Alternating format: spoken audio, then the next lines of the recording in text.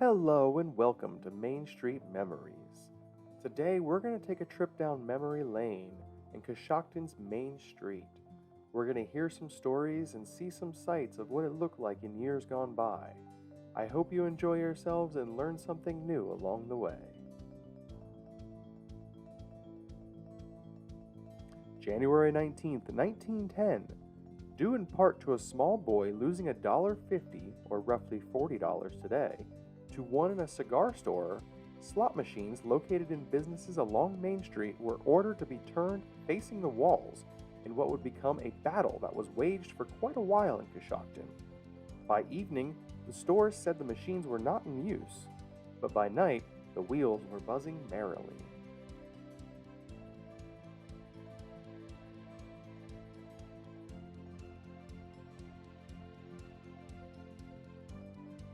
In August of 1903, the Eureka Laundry Company was organized and began operation on the corner of Main Street and 2nd. Originally, they were organized to do laundry and manufacture rugs. Although the company decided to stop producing rugs in 1920. In 1903, there were so many garments that were difficult to include in the family washing that many people used their services. Before telephones, the drivers would solicit door to door every day with their horse and wagon. Also, all the ironing had to be done by hand at this time as well. In 1907, the upper third floor of the Eureka Laundry Company would be used to build the Coshocton dirigible. The dirigible would fly for 33 minutes at an estimated 200 feet. It circled the fairgrounds 4 times before it concluded its flight.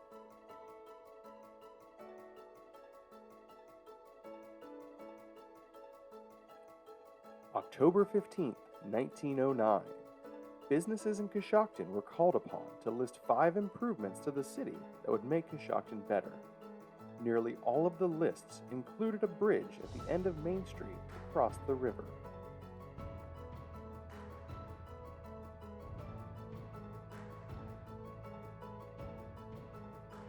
B. Worth Ricketts was a hardware dealer who began his business in 1874 on 2nd Street. In 1876, he moved his hardware store to Main Street opposite City Hall, then moved it to its final location several years later. He sold his business in 1921 to the Hawthorne Hardware Company. Mr. Ricketts said he wanted to retire after being in the business for 47 years. B. Worth Ricketts passed away in 1923.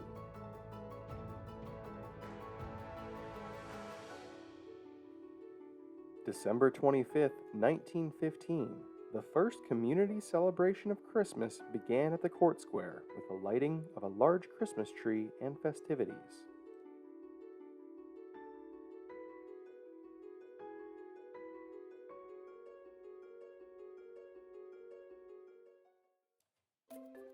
Coshocton has a booming history of movie theaters, some of these dating back to the earliest time of film.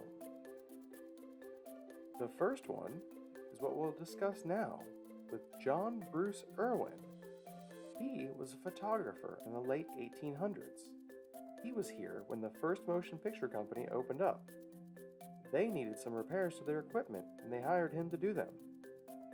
Soon after, he became the full operator. They didn't have a name yet, so they just called it the Electric Theater. He said, "Our pictures were the worst thing you ever saw, but the people must have liked them because they had a full house every night." Mr. Irwin would go on to lead a very eventful life. He eventually left in 1908, and he went south with a firm making moving pictures. That wasn't all the excitement in Mr. Irwin's life. He also passed up the chance to work with a firm known as the S&A Company. They were filming their first movie, and they wanted him to work on it.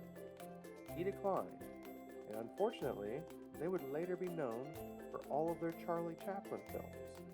Then they'd be purchased by Warner Brothers. The Electric Theater later on became known as the Mystic Theater.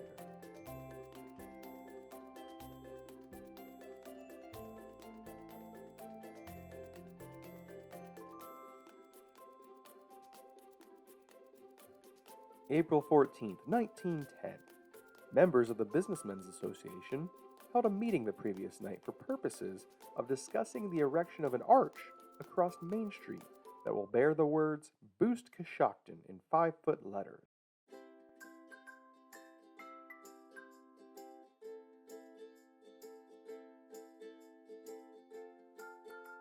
The Buckeye clothing store has a fascinating history. It opened in 1909. Clarence F. Rader, who was part owner of the Buckeye clothing store, in 1918 was the first number drawn in the Great Draft Lottery in Washington for World War I. There were a total of 25 men in the county that were drawn on those first 100 numbers pulled. Also, in 1975, Kenneth R. Greer was elected mayor of Coshocton, and at that time was the manager of the Buckeye clothing store.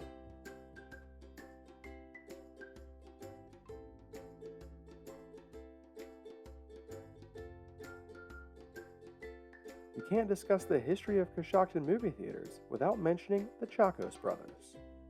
The Chacos brothers were from the Greek of Nastani and first settled in Utah. They traveled the United States showing silent movies in empty storefronts. They would travel around with the black and white sheets and a record player and projector. They would hang the black sheet up on front of the store and use the white sheet on the back as a screen. They opened up multiple locations of theaters in the boomtown of Coshocton. It was considered a boomtown at the time because the crossing of canals helped it make it so during this era. The Chacos brothers operated the Luna Theater in Coshocton in 1906 until they decided to build a new theater at 6th Street and Main Street called the Utana Theater.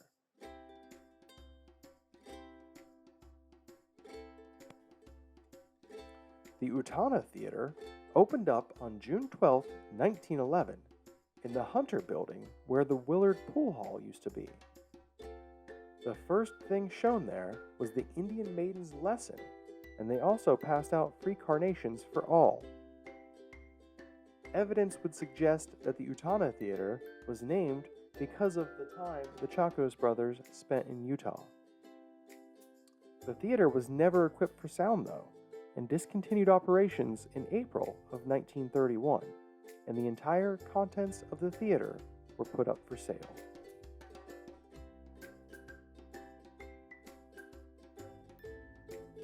April 4th, 1913.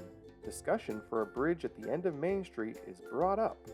This would be very helpful since the Randalls Bridge needs repair, but the undertaking to build the bridge would be immense.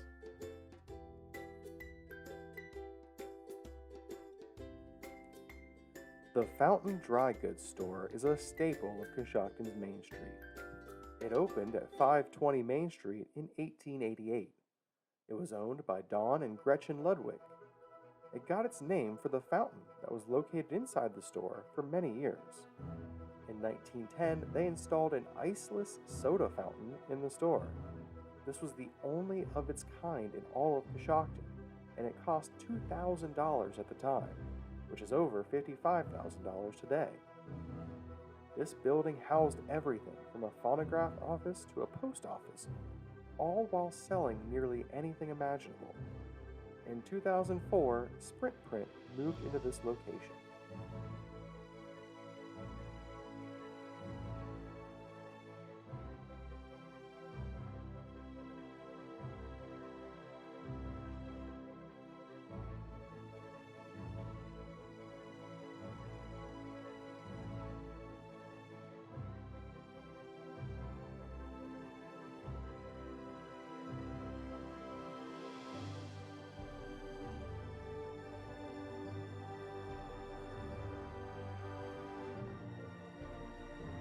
The Park Hotel was a century-long staple in Coshocton. It was erected on Main Street in 1883. By the next year, an elevator was put in, along with electric bells in all the rooms, and a balcony was built on the outside.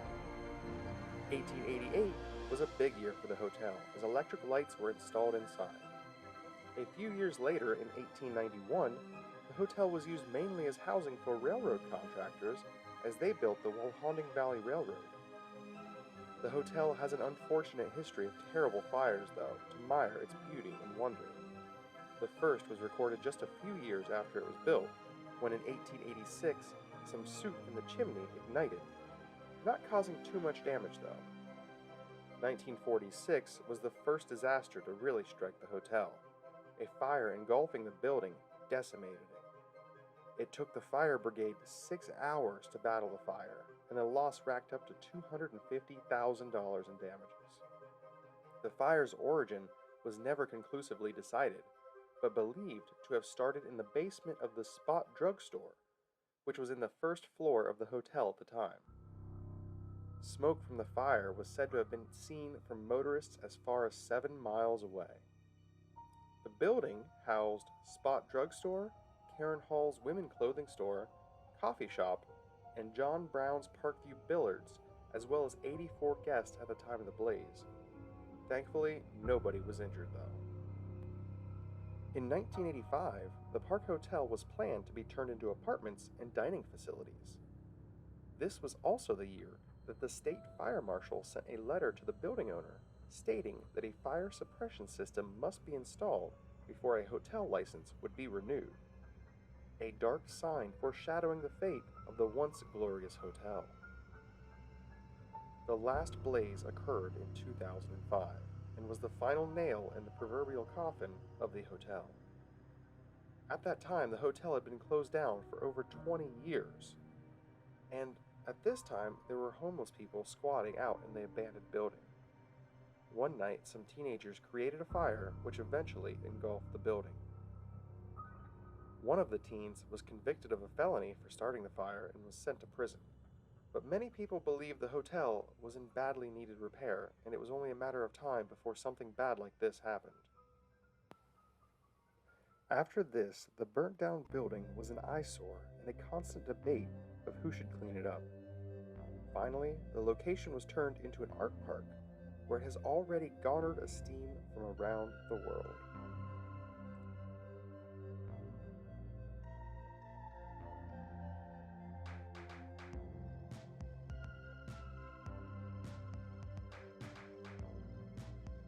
June 27, 1911.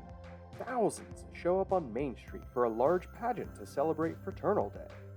Floats, cavalry, bands, signal and hospital corps, and lodgemen all marched in the parade. February 3, 1910. A crowd grew on Main Street to watch a marathon race. This would be quite a unique one though. Constable Graham was serving a warrant on Martin Holmes, but Holmes had moved to Akron. On this day, Graham happened to spy Holmes coming up Main Street. Unfortunately, Holmes spotted him too and turned to run. The constable followed and the chase grew faster. Graham couldn't keep up though and is now on the lookout for a first-class sprinter as an assistant.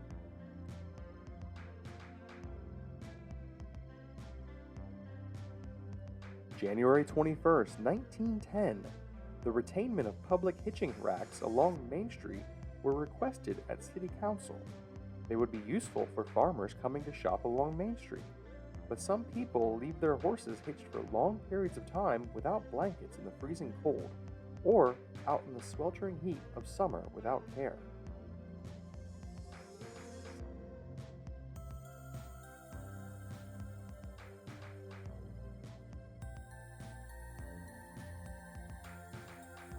September 18, 1910. A large influx of slot machines hits Main Street.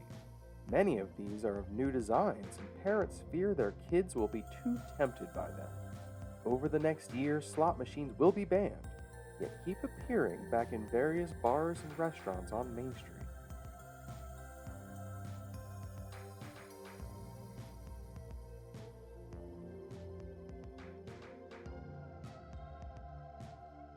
March 26, 1913. Main Street, like most of the rest of Coshocton, is completely underwater in the worst flood that this city has ever seen. Most buildings are going to fall in and be completely lost. The massive flood of 1913 is still the second worst flood in United States history. Ohio was the one that was hit the hardest as well, and it remains Ohio's largest weather disaster. Hundreds of millions of dollars in damage was done, and around 450 deaths were reported in Ohio alone. 13 to 25 of those deaths were Coshocton residents. The flood also brought an end to the Ohio-Erie Canal use, but it led to a system of flood control in the county. Afterwards, a lot of dams were created in the county to prevent this from occurring in the future. Most of the bridges in the county were washed out as well.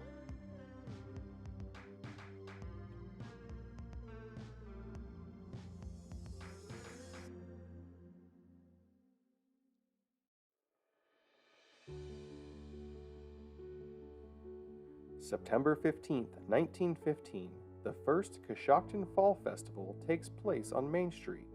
Thousands of lights were used to turn the night into day, with an estimated 15,000 people and a counted 420 cars all along Main Street. It was the biggest gathering this town had ever seen.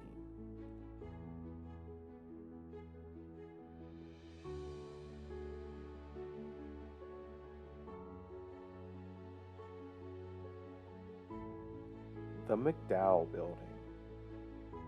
Samuel Ashman repaired soles and heels of shoes there in 1909. The lodge rooms, located inside, were used for many meetings and dances as well.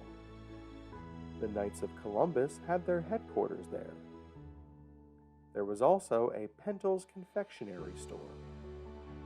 It was located there in the early part of the century, and in 1913, a fire broke out.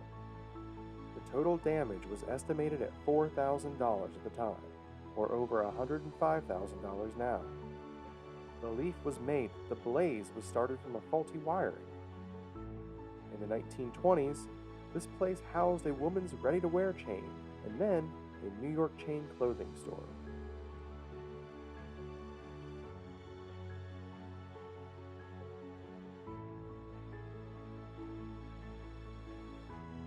December 26, 1911. Main Street is the site of issues with bars. A lad assures the barkeep that he is 21. He did not deny this to the police, though, and said that the bartender should also not be held accountable. No charges were made, and whose fault is it in this situation? It happens more often than it should and creates a problem that takes time for the city to resolve.